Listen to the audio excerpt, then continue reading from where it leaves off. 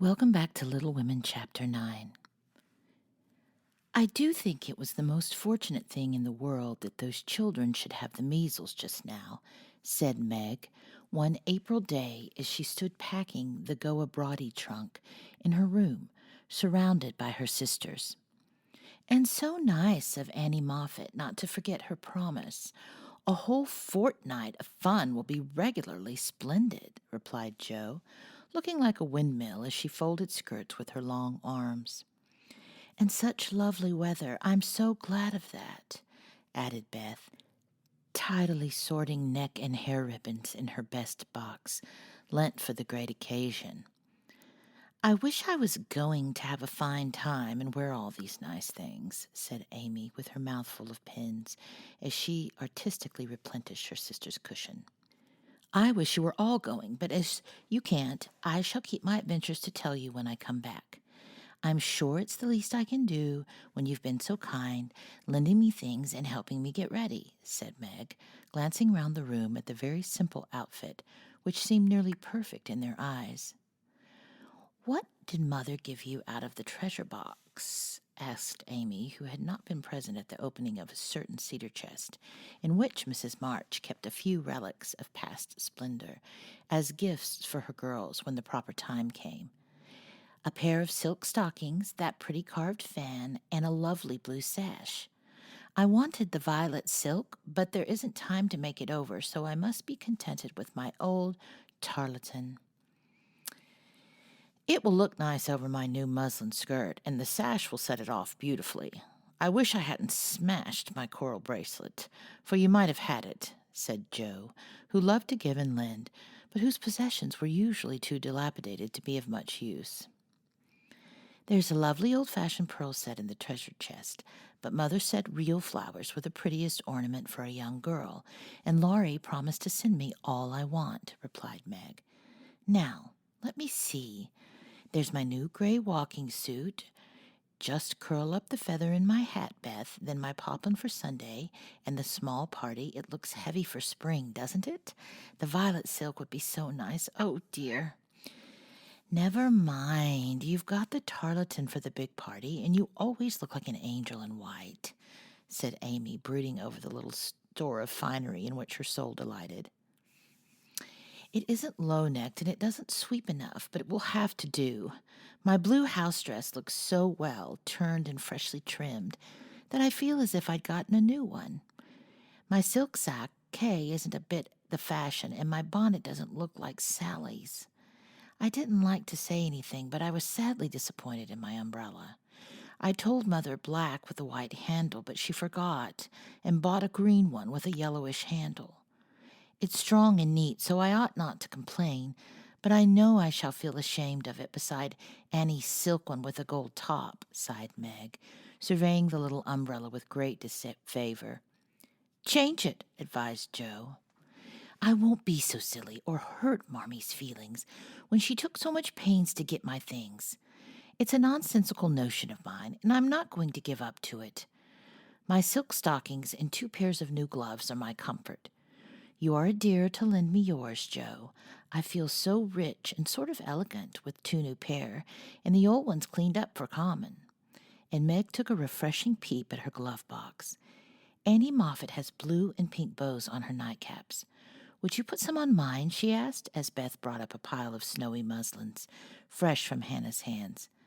No, I wouldn't, for the smart caps won't match the plain gowns without any trimming on them. Poor folks shouldn't rig, said Jo decidedly. I wonder if I shall ever be happy enough to have real lace on my clothes and bows on my caps, said Meg impatiently. You said the other day that you'd be perfectly happy if you could only go to Annie Moffat's, observed Beth in her quiet way. So I did. Well, I am happy, and I won't fret. But it does seem as if the more one gets, the more one wants, doesn't it? There now. The trays are ready and everything in but my ball dress, which I shall leave for Mother to pack, said Meg, cheering up as she glanced from the half-filled trunk to the many times pressed and mended tarlatan, which she called her ball dress with an important air. The next day was fine, and Meg departed in style for a fortnight of novelty and pleasure. Mrs. March had consented to the visit rather reluctantly, fearing that Margaret would come back more discontented than she went. But she begged so hard, and Sally had promised to take good care of her, and a little pleasure seemed so delightful after a winter of irksome work that the mother yielded, and the daughter went to take her first taste of fashionable life. The Moffats were very fashionable, and simple Meg was rather daunted at first by the splendor of the house and the elegance of its occupants. But they were kindly people, in spite of the frivolous life they led, and soon put their guest at her ease. Perhaps Meg felt, without understanding why, that they were not particularly cultivated or intelligent people, and that all their gilding could not quite conceal the ordinary material of which they were made. It certainly was agreeable to fare sumptuously, drive in a fine carriage, wear her best frock every day, and do nothing but enjoy herself. It suited her exactly, and soon she began to imitate the manners and conversation of those about her, to put on little airs and graces, use French phrases, crimp her hair, take in her dresses, and talk about the fashions as well as she could. The more she saw of Annie Moffat's pretty things, the more she envied her and sighed to be rich. Home now looked bare and dismal as she thought of it. Work grew harder than ever, and she felt that she was a very destitute and much injured girl, in spite of the new gloves and silk stockings. She had not much time for repining, however, for the three young girls were busy, employed in having a good time. They shopped, walked, rode, and called all day, went to theaters and operas, or frolicked at home in the evening, for Annie had many friends and knew how to entertain them. Her older sisters were very fine young ladies, and one was engaged, which was extremely interesting and romantic, Meg thought. Mr. Moffat was a fat, jolly old gentleman who knew her father, and Mrs. Moffat a fat, jolly old lady, who took as great a fancy to Meg as her daughter had done. Everyone petted her, and Daisy, as they called her, was in a fair way to have her head turned. When the evening for the small party came, she found that the poplin wouldn't do at all, for the other girls were putting on thin dresses and making themselves very fine indeed. So out came the tarleton, looking older, limper, and shabbier than ever, beside Sally's crispy new one. Meg saw the girls glance at it, and then at one another, and her cheeks began to burn, for with all her gentleness she was very proud. No one said a word about it, but Sally offered to dress her hair, and Annie to tie her sash, and Belle, the engaged sister, praised her white arms. But in their kindness Meg saw only pity for her poverty, and her heart felt very heavy as she stood by herself, while the others laughed, chattered, and flew about like gauzy butterflies. The hard, bitter feeling was getting pretty bad when the maid brought in a box of flowers. Before she could speak, Annie had the cover off, and all were exclaiming at the lovely roses, heath, and fern within. "It's for Belle, of course. George always sends her some, but these are altogether ravishing," cried Annie with a great sniff. "They are for Miss March," the man said, "and here's a note," put in the maid, handing it to Meg. "What fun! Who are they from? Didn't know you had a lover," cried the girls, fluttering about Meg in a high state of curiosity and surprise. "The note is from Mother, and the flowers from Laurie," said Meg simply, yet much gratified that he had not forgotten her. "Oh, indeed," said Annie with a funny look, as Meg slipped the note into her pocket as a sort of talisman against envy, vanity, and false pride, for the few loving words had done her good, and the flowers cheered her up by their beauty.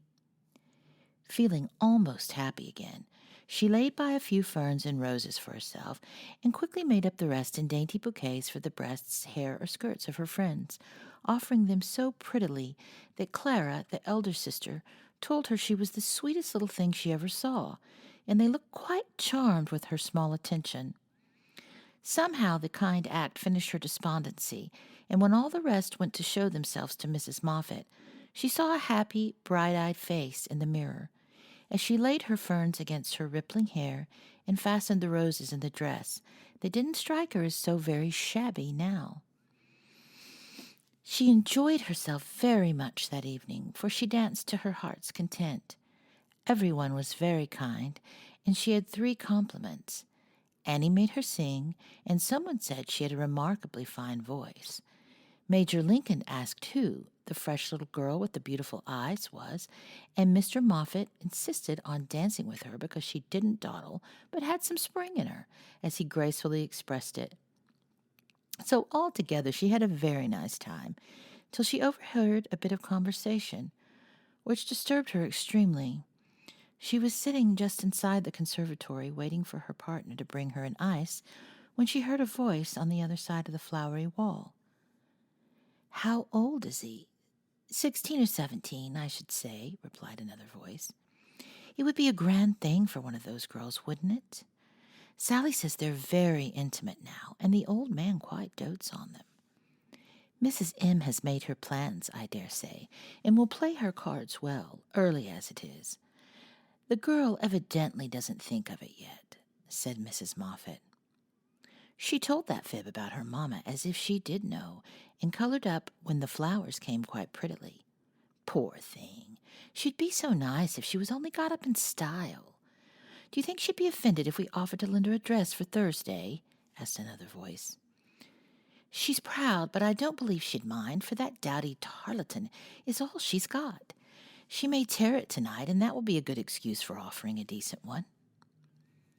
Here Meg's partner appeared, to find her looking much flushed and rather agitated.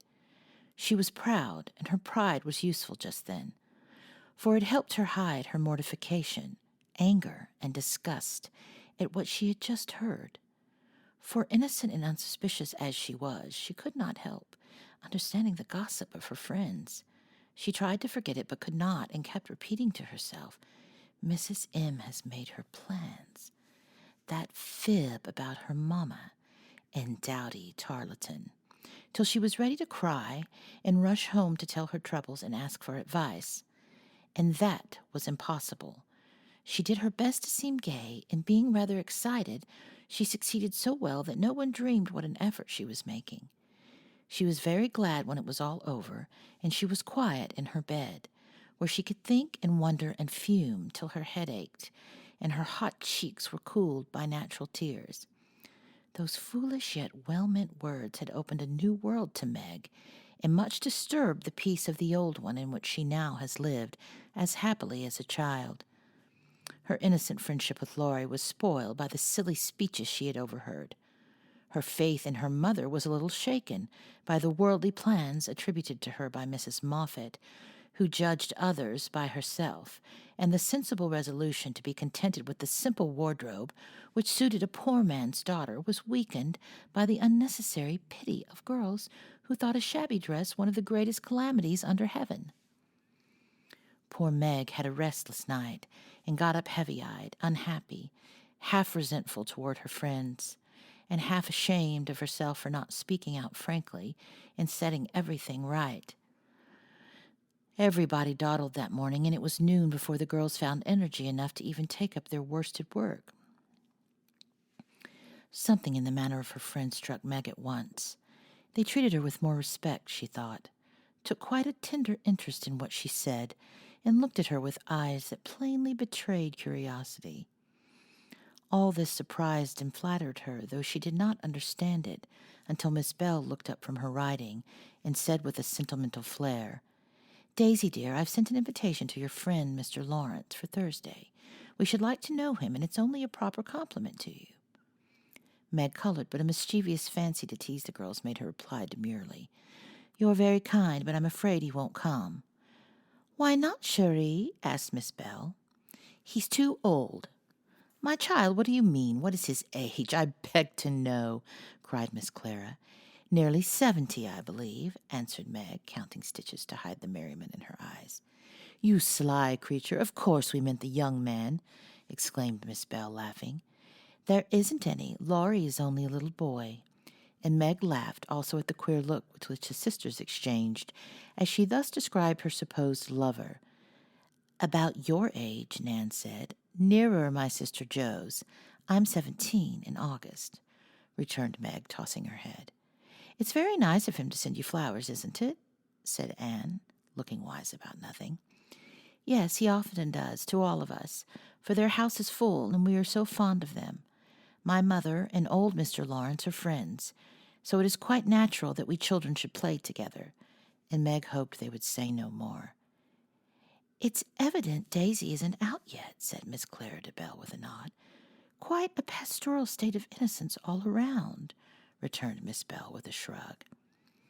I'm going out to get some little matters for my girls. Can I do anything for you young ladies? Asked Miss Moffat, lumbering in. No, thank you, ma'am, replied Sally. I've got my new pink silk for Thursday, and don't want a thing. Nor I, began Meg, but stopped because it occurred to her that she did want several things and could not have them. What shall you wear? Asked Sally. My old white one again, if I can mend it to be seen, fit to be seen. It got sadly torn last night, said Meg, trying to speak quite easily, but feeling very uncomfortable. Why don't you send home for another? Said Sally, who was not an observing young lady.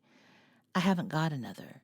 It cost Meg an effort to say that, but Sally did not see it and exclaimed in amiable surprise. Only that? How funny! She did not finish her speech, for Belle shook her head at her and broke in, saying kindly, Not at all. Where is the use of having a lot of dresses when she isn't out yet? There's no need of sending home, Daisy, even if you've had a dozen, for I've got a sweet blue silk laid away, which I've outgrown, and you shall wear it to please me. Won't you, dear? You're very kind, but I don't mind my old dress if you don't. It does well enough for a little girl like me, said Meg. Now do please let me dress you up in style. I'd be admired to do that, and you'd be a regular little beauty with a touch here and there. I shan't let anyone see you till you're done, and then we'll burst upon them like Cinderella and her godmother going to the ball, said Belle in her persuasive tone. Meg could not refuse the offer so kindly made, for a desire to see if she would be a little beauty, after touching up, caused her to accept and forget all her former uncomfortable feelings toward the Moffats. On the Thursday evening, Belle shut herself up with her maid, and between them they turned Meg into a fine lady. They crimped and curled her hair, they polished her neck and arms with some fragrant powder, touched her lips with coralline salve to make them redder, and Hortense would have added a soupçon of rouge if Meg had not rebelled. They laced her into the sky-blue dress, which was so tight she could hardly breathe, and so low in the neck that modest Meg blushed at herself in the mirror. A set of silver filigree was added, bracelets, necklace, brooch, and even earrings, for Hortense tied them on with a bit of pink silk which did not show. A cluster of tea-rose buds at the bosom and ruche reconciled Meg to the display of her pretty white shoulders, and a pair of high-heeled silk boots satisfied the last wish of her heart. A lace handkerchief, a plumy fan, and a bouquet in a shoulder-holder finished her off, and Miss Bell surveyed her with the satisfaction of a little girl with a newly dressed doll. Mademoiselle is charmante, très jolie, is she not? Cried Hortense, clapping her hands in an affected rapture. Come and show yourself, said Miss Bell, leading the way to the room where the others were waiting. As Meg went rustling after, with her long skirts trailing, her earrings tinkling, her curls waving, and her heart beating, she felt as if her fun had really begun at last, for the mirror had plainly told her that she was a little beauty. Her friends repeated the pleasing phrase enthusiastically, and for several minutes she stood, like a jackdaw in the fable, enjoying her borrowed plumes, while the rest chattered like a party of magpies. While I dress, do you drill her, Nan, in the management of her skirt and those French heels, or she will trip herself up. Take your silver butterfly and catch up that long curl on the left side of her head, Clara, and don't any of you disturb the charming work of my hands, said Belle, as she hurried away, looking pleased with her success. You don't look a bit like yourself, but you're very nice. I'm nowhere beside you, for Belle has heaps of taste, and you're quite French, I assure you. Let your flowers hang, don't be so careful of them, and be sure you don't trip, returned Sally, trying not to care that Meg was prettier than herself. Keeping that warning carefully in mind, Margaret got safely downstairs and sailed into the drawing-rooms, where the Moffats and a few early guests were assembled. She very soon discovered that there is a charm about fine clothes which attracts a certain class of people and secures their respect. Several young ladies who had taken no notice of her before were very affectionate all of a sudden. Several young gentlemen, who had only stared at her at the other party, not only stared now, but asked to be introduced, and said all manner of foolish but agreeable things to her. And several old ladies who sat on the sofas and criticized the rest of the party inquired who she was with an air of interest. She heard Mrs. Moffat reply to one of them, "Daisy March, father a colonel in the army, one of our first families, but reverses of fortune, you know. Intimate friends of the Lawrences, sweet creature, I assure you. My Ned is quite wild about her." "Dear me," said the old lady, putting up her glass for another observation of Meg, who tried not to look as if she had not heard, and had been rather shocked at Mrs. Moffat's fibs. The queer feeling did not pass away, but she imagined herself acting the new part of a fine lady, and so got on pretty well, though the tight dress gave her a side ache. The train kept getting under her feet, and she was in constant fear lest her earrings should fly off and get lost or broken. She was flirting her fan and laughing at the feeble jokes of the young gentleman who tried just to be witty, when she suddenly stopped laughing and looked confused. For just opposite she saw Laurie. He was staring at her with undisguised surprise and disapproval also, she thought, for though he bowed and smiled, yet something in his honest eyes made her blush, and she wished she had her old dress on. To complete her confusion, she saw Belle nudge Annie, and both glanced from her to Laurie, who, she was happy to see, looked unusually boyish and shy. Silly creatures to put such thoughts into my head. I won't care for it or let it change me a bit, thought Meg, and rustled across the room to shake hands with her friend. "I'm glad you came. I was afraid you wouldn't," she said, with her most grown-up air. "Joe wanted me to come and tell her how you looked, so I did," answered Laurie, without turning his eyes upon her, though he half smiled at her maternal tone. "What shall you tell her?" asked Meg, full of curiosity to know his opinion of her, yet feeling ill at ease with him for the first time. "I shall say I didn't know you, for you look so grown up and unlike yourself. I'm quite afraid of you," he said, fumbling at his glove button. "How absurd of you. The girls dress me up for fun, and I rather like it. Wouldn't Joe stare if she saw me?" said Meg, bending on making him say whether he thought her improved or not. "Yes, I think she would," returned Laurie gravely. "Don't you like me so?" asked Meg. "No, I don't," was the blunt reply. "Why not?" in an anxious tone. He glanced at her frizzled head, bare shoulders, and fantastically trimmed dress, with an expression that abashed her more than its answer, which had not particular of his usual politeness in it. "I don't like fuss and feathers." That was altogether too much from a lad younger than herself, and Meg walked away, saying petulantly, "You are the rudest boy I ever saw." Feeling very much ruffled, she went and stood at a quiet window to cool her cheeks, for the tight dress gave her an uncomfortable, brilliant color. As she stood there, Major Lincoln passed by, and a minute after she heard him saying to his mother, "They are making a fool of that little girl. I wanted you to see her, but they have spoiled her entirely. She's nothing but a doll tonight." "Oh, dear," sighed Meg. "I wish I'd been sensible and wore my own things. Then I should not have disgusted other people, or felt so uncomfortable and ashamed of myself." She leaned her forehead on the cool pane, and stood half hidden by the curtains, never minding that her favorite waltz had begun, till someone touched her, and turning she saw Laurie, looking penitent as he said, with his very best bow and his hand out, "Please forgive my rudeness, and come and dance with me." "I'm afraid it will be too disagreeable to you," said Meg, trying to look offended and failing entirely. "Not a bit of it. I'm dying to. Come, I'll be good. I don't like your gown, but I do think you're just splendid." And he waved his hands as if the words failed to express his admiration. Meg smiled and relented, and whispered as they stood waiting to catch a time, "Take care my skirt doesn't trip you up. It's the plague of my life, and I was a goose to wear it." "Pin it round your neck, and then it will be useful," he said, looking down at the little blue boots, which he had evidently approved of. Away they went, fleety and graceful, for having practiced at home they were well matched, and the blithe young couple were a pleasant sight to see as they twirled merrily round and round, feeling more friendly than ever after their small tiff. Laurie, I want you to do me a favor, will you? Said Meg as he stood fanning her when her breath gave out, which it did very soon, though she would not know why. Won't I? Said Laurie.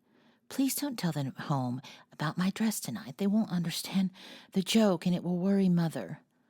Then why did you do it? Said Laurie's eyes, so plainly that Meg hastily added, I shall tell them myself all about it, and fess to Mother how silly I've been, but I'd rather do it myself, so you'll not tell, will you? I give you my word I won't, only what shall I say when they ask me? Just say I looked pretty well and was having a good time. I'll say the first with all my heart, but how about the other? You don't look as if you're having a good time, are you? And Laurie looked at her with an expression which made her answer in a whisper, No, not just now. Don't think I'm horrid. I only wanted a little fun, but this sort doesn't pay, I find, and I'm getting tired of it. Here comes Ned Moffat. What does he want? Said Laurie, knitting his brows as if he did not regard his young host in the light of a pleasant addition to the party. He put his name down for 3 dances, and I suppose he's coming for them. What a bore, said Meg, assuming a languid air, which amused Laurie immensely. He did not speak with her again till supper time, when he saw her drinking champagne with Ned and his friend Fisher, who were behaving like a pair of fools, as Laurie said to himself, for he felt a brotherly sort of right to watch over the Marches and fight their battles whenever a defender was needed. You'll have a splitting headache tomorrow if you drink much of that. I wouldn't, Meg. Your mother doesn't like it, you know, he whispered, leaning over her chair, as Ned turned to refill her glass, and Fisher stooped to pick up her fan. I'm not Meg tonight. I'm a doll who does all sorts of crazy things. Tomorrow I shall put away my fuss and feathers and be desperately good again. She answered with an affected little laugh. Wish tomorrow was here, then, muttered Laurie, walking off, ill-pleased at the change he saw in her. Meg danced and flirted, chattered and giggled, as the other girls did. After supper she undertook the German and blundered through it, nearly upsetting her partner with her long skirt and romping in a way that scandalized Laurie, who looked on and meditated a lecture. But he got no good chance to deliver it, for Meg kept away from him till he came to say good night. Remember, she said, trying to smile, for the splitting headache had already begun. Silence, replied Laurie, with a melodramatic flourish, as he went away. This little bit of byplay excited Annie's curiosity, but Meg was too tired for gossip and went to bed, feeling as if she had been to a masquerade and hadn't enjoyed herself as much as she had expected. She was sick all the next day, and on Saturday went home, quite used up with her fortnight's fun and feeling that she had sat in the lap of luxury long enough. It does seem pleasant to be quiet and not have company manners on all the time. Home is a nice place, though it isn't splendid, said Meg, looking about her with restful expression, as she sat with her mother and Joe on Sunday evening. I'm glad to hear you say so, dear, for I was afraid home would seem dull and poor to you after your fine quarters, replied her mother, who had given her many anxious looks that day, for motherly eyes are quick to see any change in children's faces. Meg had told her adventures gaily and said over and over what a charming time she had, but something still seemed to weigh upon her spirits, and when the younger girls were gone to bed she sat thoughtfully staring at the fire, saying little and looking worried. As the clock struck 9 and Joe proposed bed, Meg suddenly left her chair and, taking Beth's stool, leaned her elbows on her mother's knee, saying bravely, Marmee, I want to fess. I thought so. What is it, dear? Shall I go away? Asked Joe discreetly. Of course not. Don't I always tell you everything? I was ashamed to speak of it before the younger children, but I want you all to know the dreadful things I did at the Moffats. We're prepared, said Mrs. March, smiling, but looking a little anxious. I told you they dressed me up, but I didn't tell you that they powdered and squeezed and frizzled and made me look like a fashion plate. Laurie thought I wasn't proper. I know he did, though he didn't say so. And one man called me a doll. I knew it was silly, but they flattered me, and I said I was a beauty and quantities of nonsense, so I let them make a fool of me. Is that all? Asked Joe, as Mrs. March looked silently at the downcast face of her pretty daughter. and could not find it in her heart to blame her little follies. No, I drank champagne and romped and tried to flirt and was altogether abominable, said Meg self-reproachfully. There's something more, I think, and Mrs. March smoothed the soft cheek, which suddenly grew rosy as Meg answered slowly. Yes, it's very silly, but I want to tell it because I hate to have people say and think such things about us and Laurie. Then she told the various bits of gossip she had heard at the Moffats, and as she spoke, Jo saw her mother fold her lips tightly, as if ill-pleased that such ideas should be put into Meg's innocent mind. Well, if that isn't the greatest rubbish I ever heard, cried Jo indignantly. Why didn't you pop out and tell them so on the spot? I couldn't. It was so embarrassing for me. I couldn't help hearing it first, and then I was so angry and ashamed. I didn't remember that I ought to go away. Just wait till I see Annie Moffat, and I'll show you how to settle such ridiculous stuff. The idea of having plans and being kind to Laurie because he's rich and may marry us by and by. Won't he shout when I tell him what those silly things say about us poor children? And Jo laughed as if on second thought the thing struck her as a good joke. If you tell Laurie, I'll never forgive you. She mustn't, must she, Mother? Said Meg, looking distressed. No, never repeat that foolish gossip, and forget it as soon as you can, said Mrs. March gravely. I was very unwise to let you go among people of whom I know so little. Kind, I dare say, but worldly, ill-bred, and full of these vulgar ideas about young women. I'm more sorry than I can express for mischief this visit may have done you, Meg. Don't be sorry. I won't let it hurt me. I'll forget all the bad and remember only the good. For I did enjoy a great deal, and thank you very much for letting me go. I'll not be sentimental or dissatisfied, Mother. I know I'm a silly little girl, and I'll stay with you till I'm fit to take care of myself. But it's nice to be praised and admired, and I can't help saying I like it, said Meg, looking half ashamed of the confession. That is perfectly natural and quite harmless if the liking does not become a passion and lead one to do foolish or unmaidenly things. Learn to know and value the praise which is worth having, and to excite the admiration of excellent people by being modest as well as pretty, Meg.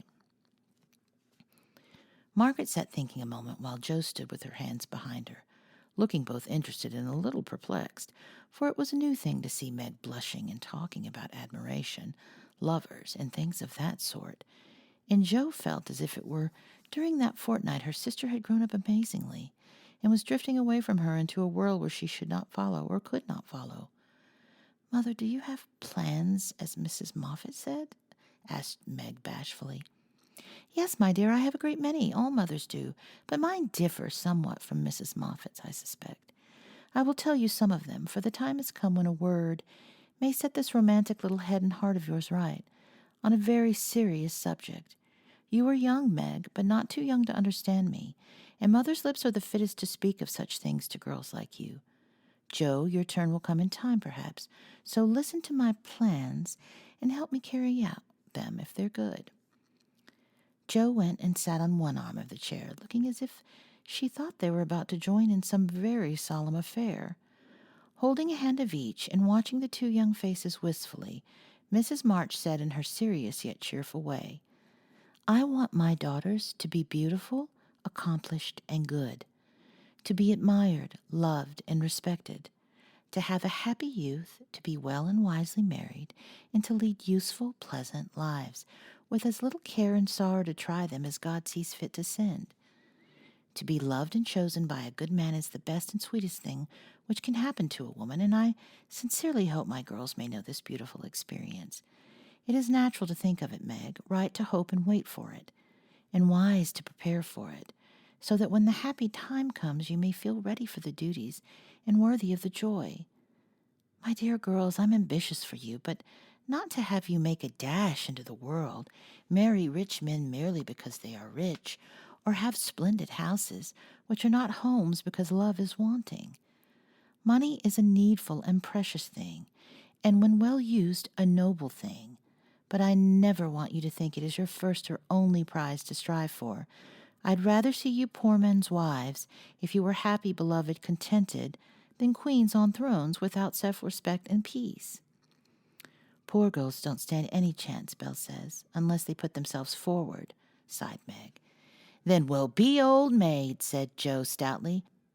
Right, Joe. Better be happy old maids than unhappy wives or unmaidenly girls running about to find husbands, said Mrs. March decidedly.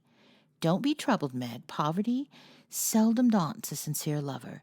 Some of the best and most honored women I know were poor girls, but so love-worthy they were that they were not allowed to be old maids. Leave these things to time. Make this home happy so that you may be fit for the homes of your own if they are offered you, and contented here if they are not. One thing remember, my girls. Mother's always ready to be your confidant, father to be your friend, and both of hope and trust that our daughters, whether married or single, will be the pride and comfort of our lives. We will, Marmee, we will, cried both with all their hearts as she bade them good night.